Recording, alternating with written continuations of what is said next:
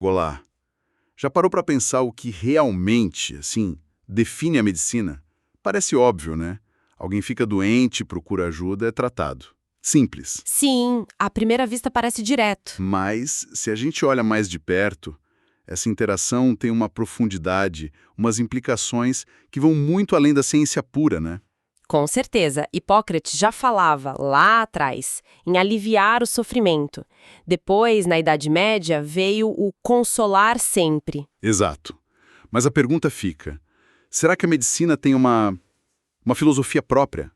Uma essência que é só dela? É uma ótima questão. E é justamente sobre isso que a gente vai conversar hoje, explorando as ideias de um pensador-chave para a bioética moderna, o Edmund Pellegrino. Ah, Pellegrino, fundamental mesmo. Ele dedicou a vida a investigar isso, sabe? Os fundamentos filosóficos da prática médica. E ele defendia que sim, existe uma filosofia da medicina. Isso, um campo de estudo específico, né? Essencial para a gente entender a relação médico-paciente, a moralidade da profissão. E a ideia dele, que eu acho fascinante, é que a ética médica não é algo que vem de fora, tipo, imposto por teorias.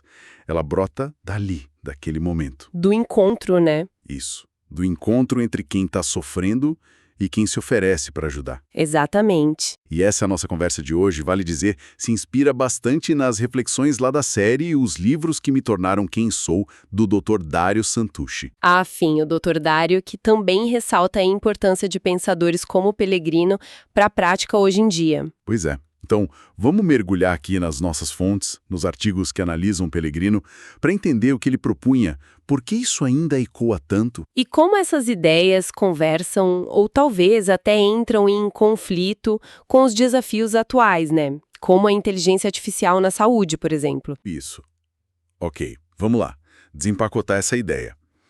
Pellegrino percebeu uma coisa, né? Áreas como direito, educação... Ciência. Isso.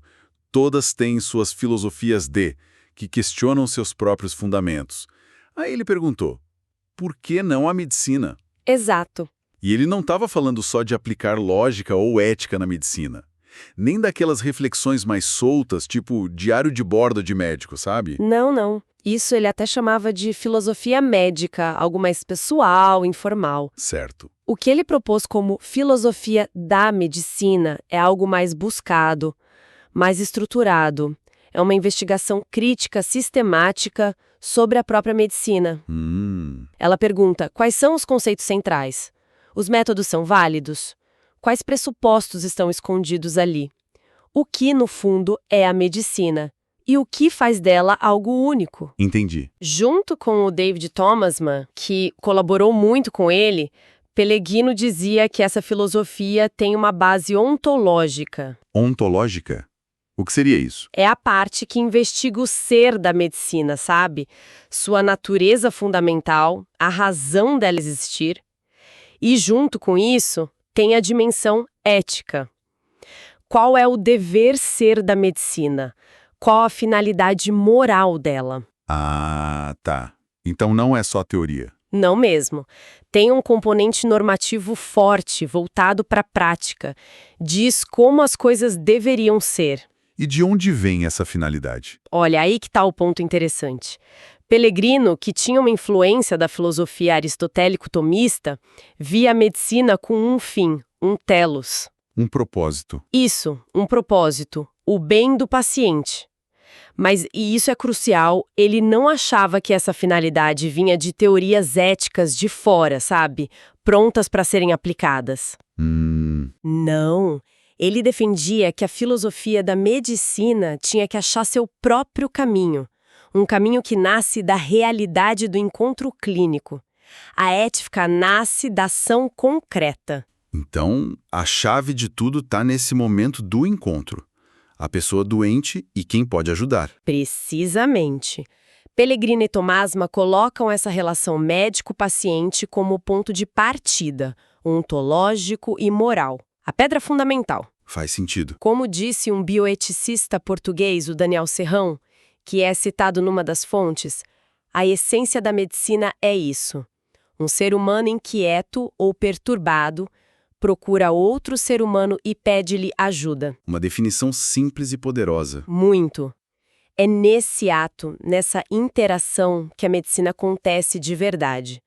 Para Pellegrino, a moralidade está ancorada aí, na realidade da doença, na vulnerabilidade que ela causa e na promessa implícita ou explícita de quem se oferece para ajudar. E como ele analisava esse encontro? Ele usava uma abordagem que a gente chama de fenomenológica, ou seja, ele olhava para a experiência vivida da doença, como ela é sentida pela pessoa. Ah, não só o diagnóstico no papel. De jeito nenhum.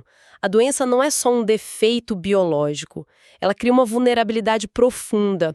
Ele e Thomas Homme usaram uma expressão forte, humanidade ferida. Humanidade ferida. Uau! Sim, o paciente fica dependente, muitas vezes angustiado, as prioridades mudam, a percepção do mundo muda.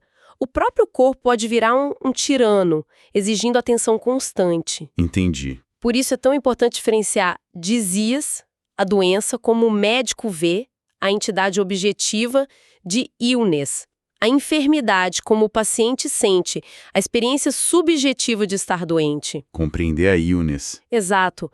Compreender essa vivência única é essencial para que a decisão médica seja não só tecnicamente correta, mas eticamente boa, centrada no bem daquela pessoa. Mas essa ideia da humanidade ferida, ela se aplica sempre, mesmo numa consulta rápida, um check-up ou numa teleconsulta, onde a vulnerabilidade não parece tão óbvia. É uma ótima pergunta.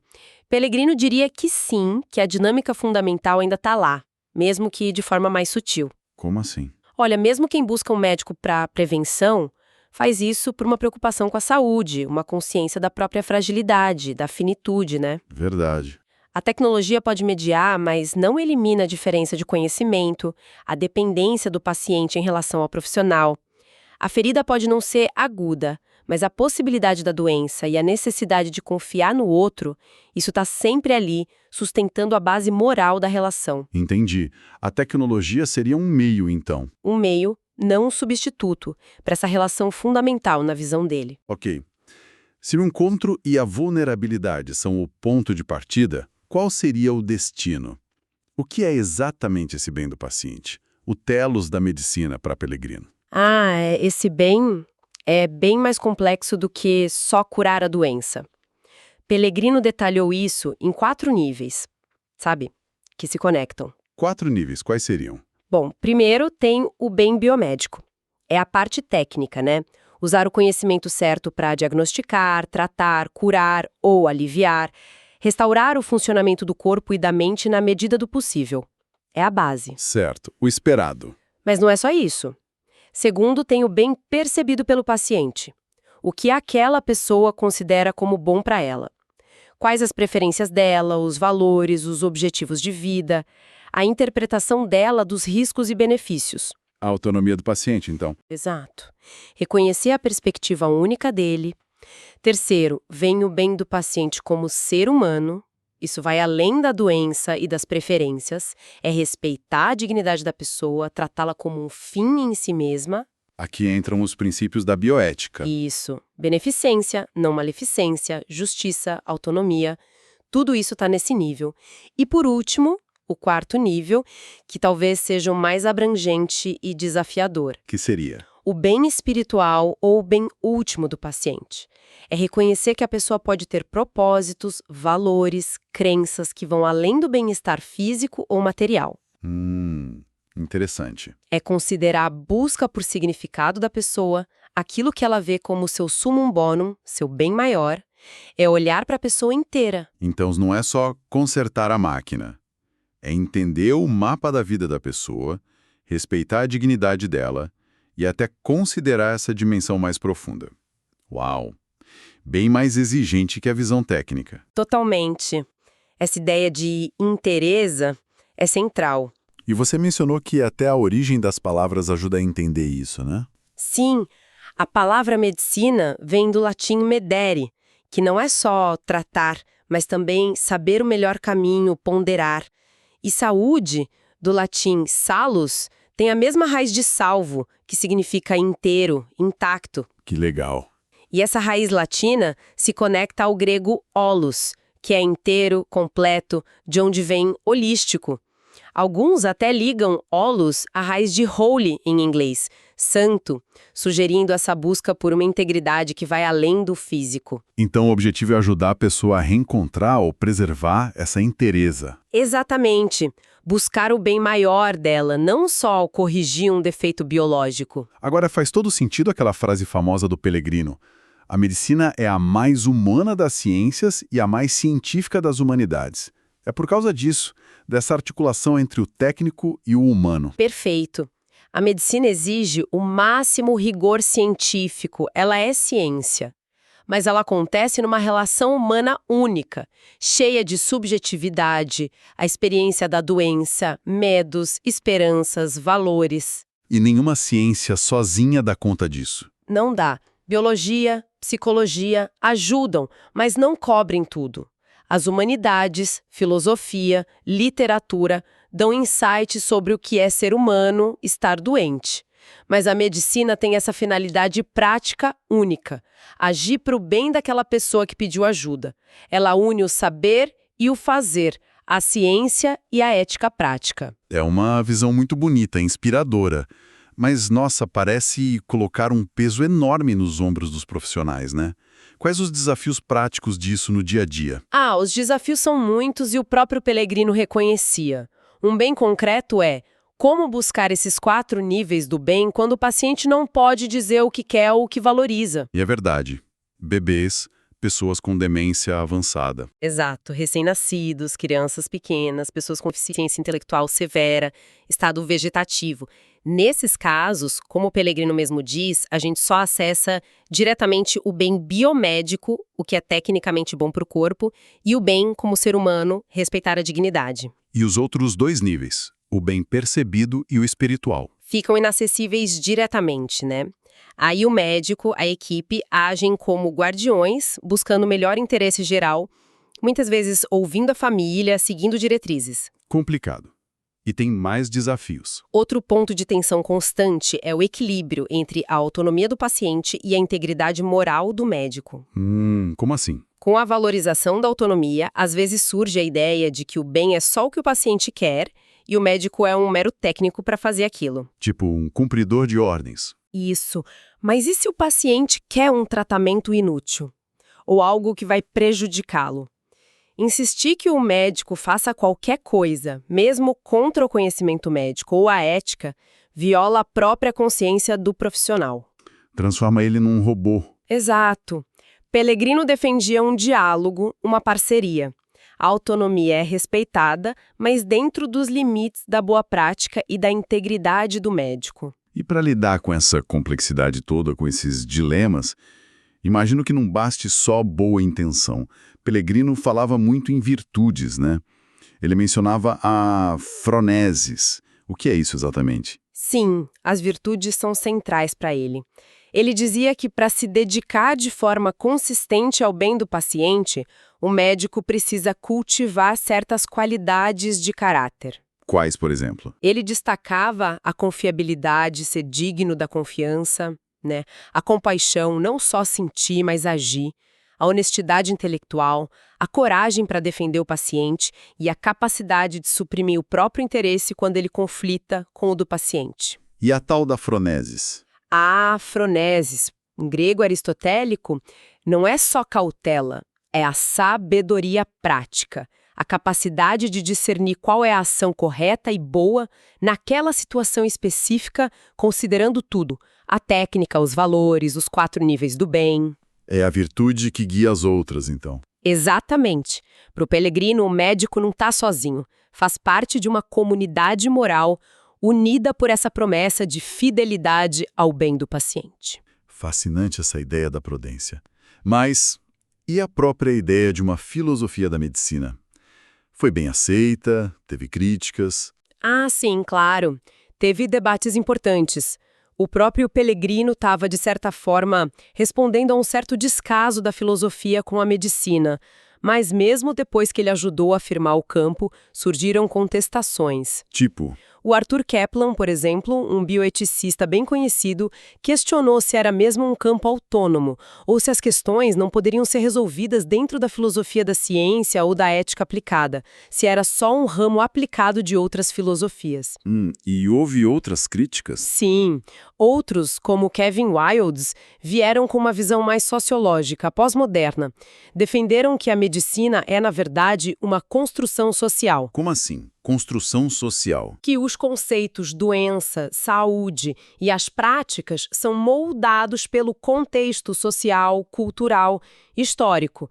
Para eles, tentar achar uma essência fixa da medicina, como o Pellegrino fazia com a ideia de telos, seria uma ilusão. A medicina seria o que cada sociedade define como medicina. Entendi. E qual foi a resposta do Pellegrino a isso? Especialmente a ideia de que a medicina é só uma construção social. Ele reconhecia, claro, que a sociedade, a cultura e a economia influenciam muito a prática médica, óbvio. Mas ele insistia que por baixo dessas variações existe um núcleo fundamental que atravessa culturas e épocas. Que seria O fato da vulnerabilidade humana diante da doença e o ato de buscar e oferecer ajuda, com a intenção de promover o bem de quem está doente. Esse encontro, essa relação baseada na necessidade e na promessa. Para ele, isso não era só uma construção social arbitrária, tinha uma base na própria condição humana. Perigo em reduzir tudo à construção social. Sim, um perigo real. O risco de reduzir a ética médica a um mero reflexo do que a sociedade pensa no momento, ou pior, a um instrumento de interesses políticos ou econômicos. Se a ética médica for só definida de fora para dentro pela sociedade, pelo Estado, ela fica vulnerável a manipulações. Ele usava exemplos históricos pesados para mostrar isso. Como na Alemanha nazista. Exato. Na Alemanha nazista, na antiga União Soviética. Nesses regimes, a medicina foi usada pelo poder. Médicos fizeram experimentos cruéis, participaram de eugenia, de eliminação de indesejáveis. Não porque seguiam a ética interna da profissão, o bem do paciente, mas porque obedeciam ordens e ideologias externas. A ética interna foi silenciada. Que violavam a dignidade humana. O alerta do Pellegrino era: cuidado para não perder a bússola moral interna da profissão. Nossa, esse alerta sobre a ética interna versus as pressões de fora parece muito atual, não? Como essas ideias do Pellegrino se conectam com os desafios de hoje na medicina? Elas se conectam de forma muito profunda e cada vez mais urgente, eu diria. Pensa no impacto da inteligência artificial na saúde. Sim, tem em todo lugar agora. A IA promete diagnósticos melhores, análise de dados, tratamentos personalizados, ferramentas incríveis potencialmente.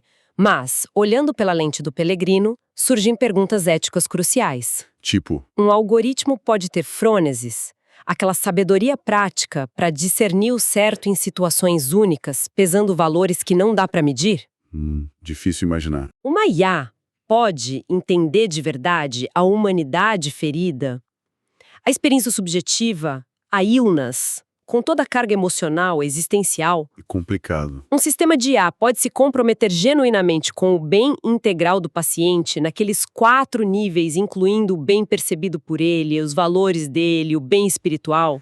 Ou a gente corre o risco de... Na busca por eficiência e dados, acabar despersonalizando o cuidado. Reduzir a medicina a uma gestão técnica de dados biológicos e perder a essência dela, que é relacional, que tem uma moralidade interna. Ou seja, a tecnologia seria uma ferramenta poderosa, mas que não substitui e talvez nem possa o coração do ato médico como o Pellegrino via. O encontro humano, a confiança, o julgamento prudente, o compromisso com a pessoa inteira. Exatamente. A IA pode ajudar o médico, dar informação, automatizar tarefas, mas o julgamento clínico final, a ética, a responsabilidade pela decisão, criar a confiança, comunicar por empatia, se comprometer com o bem daquela pessoa ali vulnerável. Isso continua sendo humano. Na visão de Pellegrino, sim. Isso permaneceria no domínio insubstituível da interação humana e da ética médica vivida. A tecnologia não tem um telos. A medicina, enquanto prática humana voltada ao bem do outro, tem. Então, o que a gente leva dessa nossa conversa sobre Pellegrino? A impressão mais forte para mim é que ele nos dá uma visão que não é só acadêmica, distante. É uma tentativa de resgatar a essência da prática médica lá na raiz. Sim, ancorada na realidade do encontro clínico, na vulnerabilidade humana que a doença expõe tão cruelmente, fica essa ideia forte de que a medicina não é só ciência aplicada, não é só técnica, ela tem um propósito que nasce dela mesma, buscar o bem integral da pessoa que sofre. E essa finalidade gera uma moralidade interna. Isso, um conjunto de deveres éticos, de virtudes profissionais que precisam ser sempre lembrados, cultivados, defendidos, especialmente hoje, né, com tanta tecnologia, tanta pressão econômica nos sistemas de saúde, tantas forças tentando usar a medicina para outros fins. Que não o bem do paciente. Exato. É um chamado para a gente ver e praticar a medicina não só como técnica, mas como algo profundamente humano e ético. Pensando nisso tudo, nessa riqueza da visão do Pellegrino, fica uma questão aqui para a gente refletir no final.